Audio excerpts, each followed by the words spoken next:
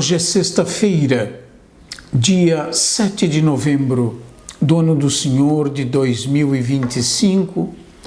Nós estamos na 31ª semana do tempo comum e o trecho do Evangelho desse dia é de Lucas, capítulo 16, versículos de 1 a 8.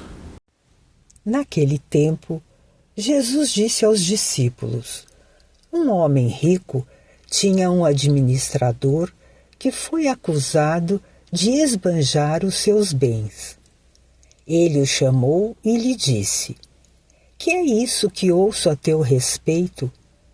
Presta contas da tua administração, pois já não podes mais administrar meus bens. O administrador, então, começou a refletir: o Senhor vai me tirar a administração. Que vou fazer? Para cavar, não tenho forças. De mendigar, tenho vergonha. Já sei o que fazer para que alguém me receba em sua casa quando eu for afastado da administração. Então, ele chamou cada um dos que estavam devendo ao seu patrão e perguntou ao primeiro: quanto deves ao meu patrão? Ele respondeu: 100 barris de óleo. O administrador disse: pega a tua conta, senta-te depressa e escreve 50. Depois, ele perguntou ao outro: e tu, quanto deves? Ele respondeu: 100 medidas de trigo. O administrador disse: pega a tua conta e escreve 80. E o Senhor elogiou o administrador desonesto, porque ele agiu com esperteza. Com efeito, os filhos deste mundo são mais espertos em seus negócios do que os filhos da luz. Nosso trecho do Evangelho de hoje é uma parábola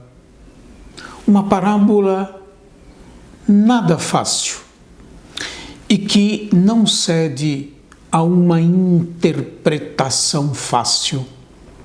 É importante, no entanto, e se nos impõe compreender o trecho do Evangelho desta sexta-feira, a parábola do administrador infiel, assim conhecida por todos, compreender essa parábola em conexão ou relação com o capítulo anterior e mais particularmente com a parábola do Pai Misericordioso de Lucas, capítulo 15, versículos de 11 a 32.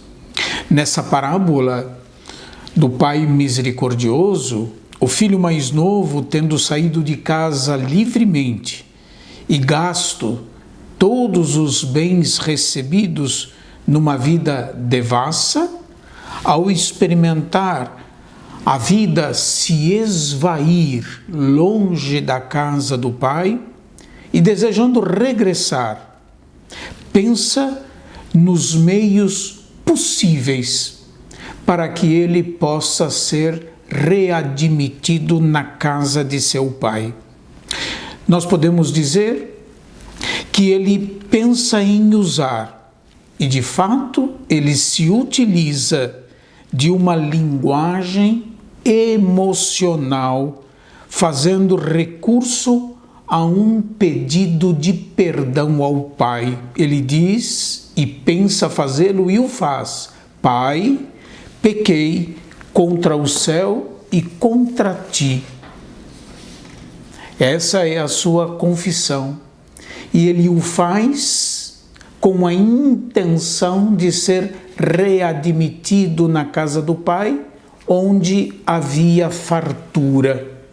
Nos versículos 17 a 19 do capítulo 15, nós podemos ver não é? Ele pensar consigo mesmo: os empregados de meu pai têm pão com fartura e eu aqui morrendo de fome. O seu desejo é matar a fome. Para isso, ele precisa retornar à casa do pai, onde há fartura. Ambos os personagens, o filho mais novo da parábola do capítulo 15 e o administrador infiel do trecho do evangelho de hoje, ambos os personagens buscam os meios para sobreviver. É nesse particular, eu diria, que as duas parábolas têm o seu ponto de interseção. No texto de hoje, convém eliminar logo de saída um possível equívoco de interpretação, qual seja, Jesus consentiria e abençoaria a desonestidade do administrador que lesou o seu patrão ao observar como contador da história da parábola o seguinte: e o Senhor elogiou o administrador desonesto porque ele agiu com esperteza. Não é a desonestidade que é elogiada por Jesus.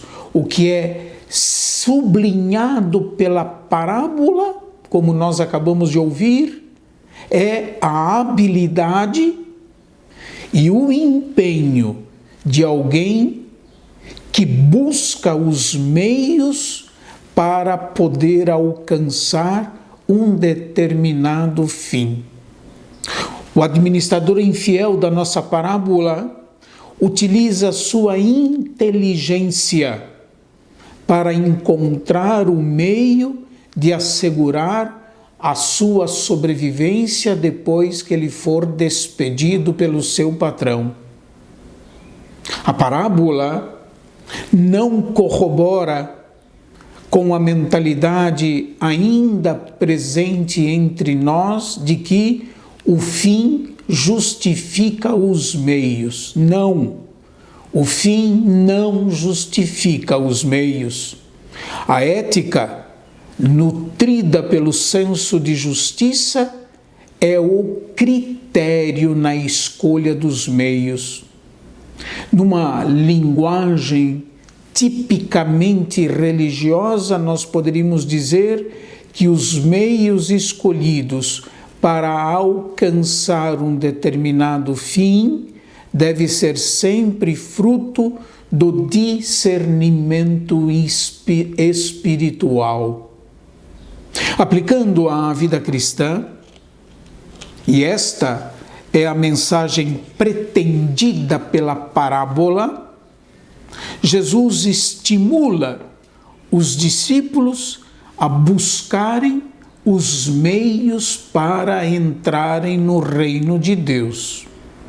Não quaisquer meios, pois no reino de Deus se entra pela porta estreita, que é o Evangelho de Jesus Cristo, no centro do qual está o amor a Deus e ao próximo.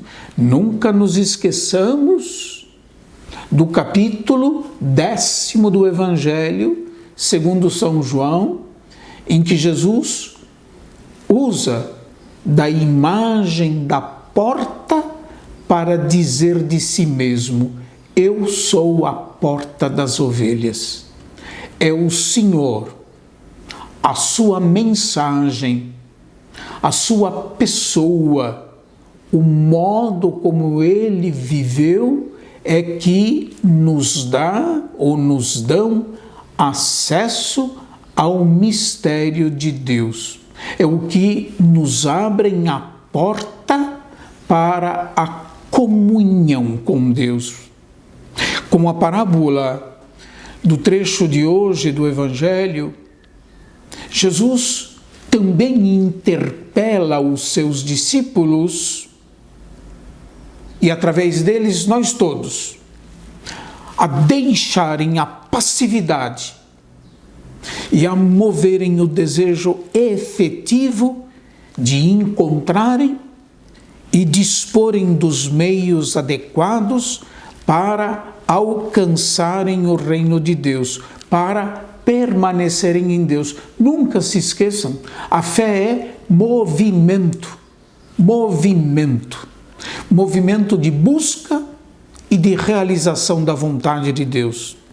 Na verdade, nossa parábola é um alerta aos discípulos e, repito, a nós todos, a vencerem a inércia e a não consentirem com a passividade, com a apatia. É esse o sentido do versículo final.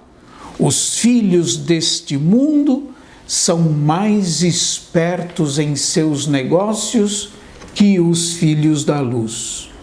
Hoje, nós vivemos, nós poderíamos dizer, uma pandemia da assídia, uma pandemia do desânimo, da falta de vontade, da falta de motivação, da falta de esperança.